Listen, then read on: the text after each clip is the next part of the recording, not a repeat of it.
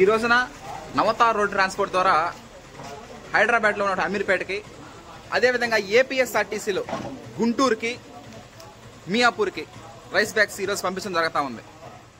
నవతార్ road transport ద్వారా Ameerpet, Guntur and మియాపూర్కి APSRTC ద్వారా rice bags పంపించడం జరుగుతుంది. వినియోగదారుల కోరిక మేరకు మాత్రమే వాళ్ళు ఏ ట్రాన్స్పోర్ట్లో పంపమంటే ఆ ట్రాన్స్పోర్ట్లో పంపించడం జరుగుతూ ఉంది. Okay, thank you.